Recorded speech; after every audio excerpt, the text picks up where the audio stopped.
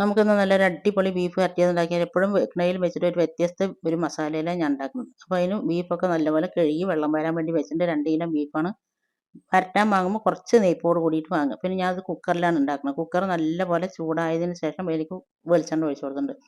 പിന്നെ ഉലുവ കുറച്ച് സ്പൈസസും ഒക്കെ പാട്ട് നല്ലപോലെ പൊട്ടിയതിന് ശേഷം കുറച്ച് ചെറിയ ഉള്ളി ഇട്ട് നല്ലപോലെ വഴന്നതിന് ശേഷം ഞാൻ അതിലേക്ക് 2 വലിയ ഉള്ളി ഇട്ട് കൊടുത്തിട്ട് അതും നല്ലപോലെ വഴന്നതിന് ശേഷം നമ്മൾ ഇഞ്ചി വെളുത്തുള്ളിയും അരച്ച് നട്ട് കൊടുക്കണം. അത് നല്ലപോലെ പച്ചമണം മാറിയതിന് ശേഷം തക്കാളി ഇട്ട് കൊടുത്ത് നല്ലപോലെ സോഫ്റ്റ് ആയതിന് ശേഷം പിന്നെ അതിലേക്ക് കുറച്ച് വെളുത്തുള്ളി ചതച്ചിട്ട് കൊടുക്കുന്നുണ്ട്. അതും വെളുത്തുള്ളിൻ്റെ പച്ചമണം പോയതിന് ശേഷം പൊടികൾ ഇട്ട് കൊടുക്കുക. മല്ലിപ്പൊടി, മുളക് പൊടി, മഞ്ഞൾപ്പൊടി, ഗരം മസാലേൻ്റെ പൊടി, പിന്നെ കുറച്ച് വലിയ ജീരകത്തിൻ്റെ പൊടിയൊക്കെ ഇട്ട് കൊടുത്തിട്ടുണ്ട്. അതിലേക്ക് ഞാൻ കുറച്ച് കറിവേപ്പില ഇട്ട് കൊടുത്ത് നല്ലപോലെ ഇളക്കിയതിന് ശേഷം ബീഫ് ഇട്ടിട്ട് അതിനാവശ്യമായിട്ടുള്ള ഉപ്പ് ഇട്ടിട്ട് നല്ലപോലെ ഇളക്കി ഒന്ന് യോജിപ്പിച്ചതിന് ശേഷം കുറച്ച് വെള്ളം ഒഴിച്ചിട്ട് ഇത് കുക്കറൊന്ന് മൂടി വെച്ച് നമുക്ക് വേകാൻ ആവശ്യമുള്ള വിസിലടുപ്പിക്കുക. ഞാനൊരു 5-6 വിസിലടുപ്പിച്ചിട്ട് ഞാനത് ഓഫാക്കി വെച്ചിട്ടുണ്ട്. അപ്പോഴേക്കും നമുക്ക് ഇതിലേക്ക് നല്ലൊരു മസാല ഉണ്ടാക്കാം.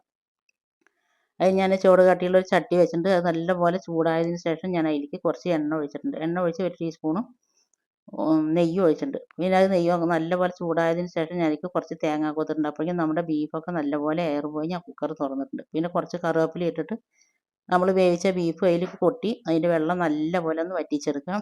പിന്നെ ലാസ്റ്റ് കുറച്ച് മല്ലിയിലയും കുറച്ച് കുരുമുളകിൻ്റെ പൊടിയും ഒക്കെ ഇട്ട് കൊടുക്കുക. അടിപൊളി ബീഫ് വരട്ടിയതാണ്. ഇതുപോലെ ചെയ്യാത്തവരുണ്ടെങ്കിൽ ഒന്ന് ചെയ്ത് നോക്കി. ഇത്ര നേരം വീഡിയോ കണ്ട് എന്നെ സപ്പോർട്ട് ചെയ്തിട്ടുണ്ട് എല്ലാ കൂട്ടുകാരനെ കൊണ്ട് ഒരുപാട് നന്ദി. ഇൻഷാ അല്ലാഹ് ഇനി അടുത്ത നല്ലൊരു വീഡിയോ ആയിട്ട് വരുന്നവരെ അസ്സലാമു അലൈക്കും. ബായ്. വീഡിയോ ഇഷ്ടമായ എല്ലാവരും ലൈക്ക് ചെയ്യാനും ഷെയർ ചെയ്യാനും ഒന്നും മറന്നു പോകരുത്. അപ്പോൾ നല്ലൊരു വീഡിയോ ആയിട്ട് വരുന്നവരെ